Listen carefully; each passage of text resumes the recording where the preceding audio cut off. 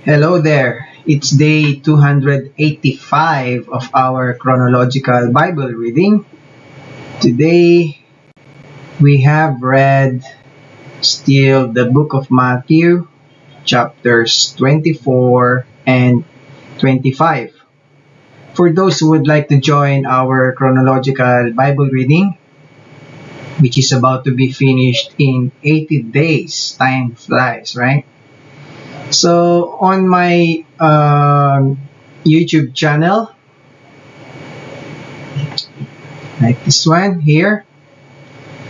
So on a video like this one, just look at the description box at the bottom.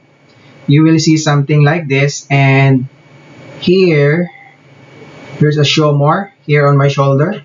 Just click on this show more, and then just scroll down a bit, and you will see my social media accounts. So here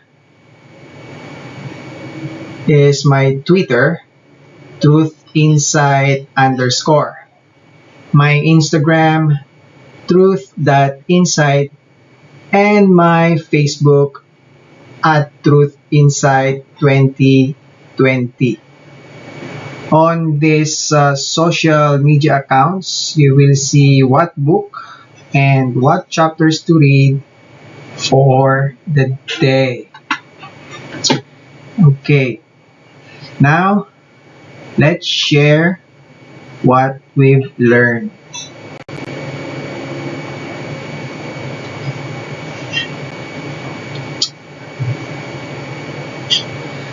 So, Matthew chapter 24, let's jump all the way to verse 3, and let's read up to verse 14.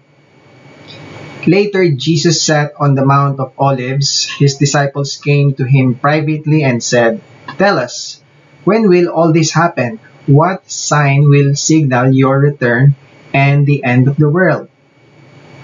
Jesus told them, "Don't let anyone mislead you, for many will come in my name, claiming I am the Messiah. They will deceive many, and you will hear of wars and threats of wars, but don't panic. Yes, these things must take place, but the end won't follow immediately. Nation will go to war against nation, and kingdom against kingdom. There will be famines and earthquakes in many parts of the world, but all this is only the first of the birth pains, with more to come. Then you will be arrested, persecuted, and killed. You will be hated all over the world because you are my followers. And many will turn away from me and betray and hate each other. And many false prophets will appear and will deceive many people. Sin will be rampant everywhere, and the love of many will grow cold. But the one who endures to the end will be saved. And the good news about the kingdom will be preached throughout the whole world, so that all nations will hear it, and then the end will come. Now, it is interesting to note this verse, right? So, the good news about the kingdom will be preached throughout the whole world, right? So, in our time today, right, in our generation, because of the internet, this is really, really, really possible. Don't you think? Okay.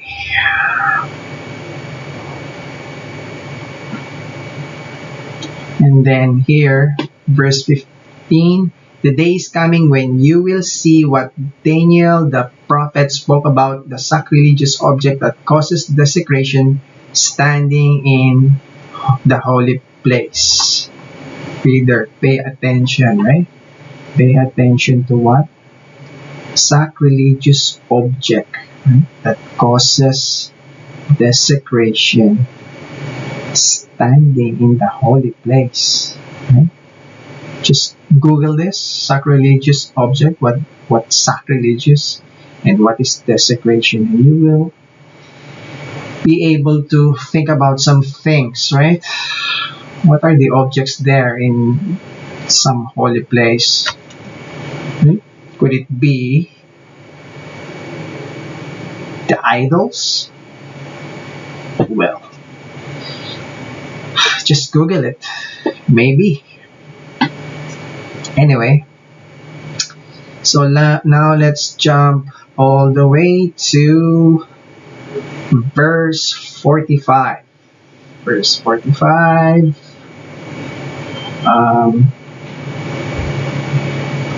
where is it? Verse 45. Okay, verse 45.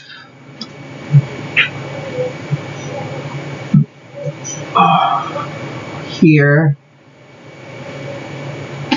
a faithful, sensible servant is one to whom the master can give the responsibility of managing his other household servants and feeding them.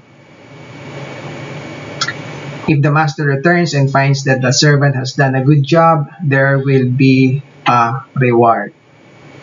So remember, God is our master and we are his servants. So what this verse means is we as his servant, for doing a good job, we will have a reward. Right? As simple as that. As simple as that. Indeed. Now, let's go to the next chapter, chapter 25. And let's read verses 14 to 30. 14 to 30. Yes, the parable of the three servants. Again, the kingdom of heaven can be illustrated by the story of a man going on a long trip. He called together his servants and entrusted his money to them while he was gone.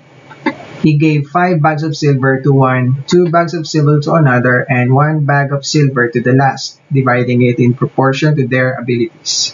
He then left on his trip. The servant who received the 5 bags of silver began to invest the money and earned 5 more. The servant with 2 bags of silver also went to work and earned 2 more. But the servant who received the 1 bag of silver dug a hole in the ground and hid his master's money. After a long time, their master returned from his trip and called them to give an account of how they used his money. The servant to whom he had entrusted the 5 bags of silver came forward with 5 more and said, Master, you gave me 5 bags of silver to invest, and I have earned 5 more. The master was full of praise. Well done, my good and faithful servant. You have been faithful in handling these small amounts, so now I will give you many more responsibilities. Let's celebrate together. The servant who had received the 2 bags of silver came forward and said, Master, you gave me 2 bags of silver to invest, and I have earned 2 more. The master said, Well done, my good and faithful servant. You have been faithful in handling this small amount, so now I will give you many more responsibilities. Let's celebrate together. Then the servant with the 1 bag of silver came and said, Master, I knew you were a harsh man, harvesting crops you didn't plant and gathering crops you didn't cultivate. I was afraid I would lose your money, so I hid it in the earth. Look, here is your money back. But the master replied, You wicked and lazy servant, if you knew I harvested crops I didn't plant and gathered crops I didn't cultivate, why didn't you deposit my money in the bank? At least I could have gotten some interest on it. Then he ordered, Take the money from this servant and give it to the one with the 10 bags of silver. To those who use well what they are given, even more will be given, and they will have an abundance. But from those who do nothing, even what little they have will be taken away. Now throw this useless servant into outer darkness, where there will be weeping and gnashing of teeth. Now what is this? Hell, right? it is hell. And so this one, to those who use well what they are given, so that would be probably our lives, even more will be given, and they will have an abundance, right? But from those who do nothing, right, who did not serve God, even what little they have will be taken away. Okay, let's proceed to verse 31. Final judgment. Let's continue. But when the Son of Man comes in his glory and all the angels with him, then he will sit upon his glorious throne. All the nations will be gathered in his presence, and he will separate the people as a shepherd separates the sheep from the goats. He will place the sheep at his right hand and the goats at his left. Right? Then the king will say to those on his right, "Come, you who are blessed by my Father, inherit the kingdom prepared for you from the creation of the world. For I was hungry, and you fed me. I was thirsty, and you gave me a drink. I was a stranger, and you invited me into your home. I was naked, and you gave me clothing. I was sick, and you cared for me. I was in prison, and you visited me." Then these righteous ones will reply, "Lord, when did we ever see you hungry and feed you, or thirsty and give you something to drink, or a stranger and show you hospitality, or naked and give you clothing? When did we ever see you sick or in prison and visit you?" And the king will say, "I tell you the truth, when you did it to one of the least of these, my brothers and sisters, you were doing it to me." Then the king will turn to those on the left and say, "Away with you, you cursed ones, into the eternal fire prepared for the devil and his demons. For I was hungry, and you didn't feed me. I was thirsty, and you didn't give me a drink. I was a stranger, and you didn't invite me into your home. I was naked, and you didn't give me clothing. I was sick and in prison, and you didn't visit me." Then they will reply, "Lord, when did we ever see you hungry or thirsty or a stranger or naked or sick or in prison and not help you?" And he will answer, "I will tell you the truth, when you refuse to help the least of these, my brothers and sisters, you were refusing to help me." And they will go away into eternal punishment, but the righteous will go to eternal life. Now, yes, we always see that God is our shepherd, right? Yes, God is our shepherd. So the shepherd takes care of the sheep.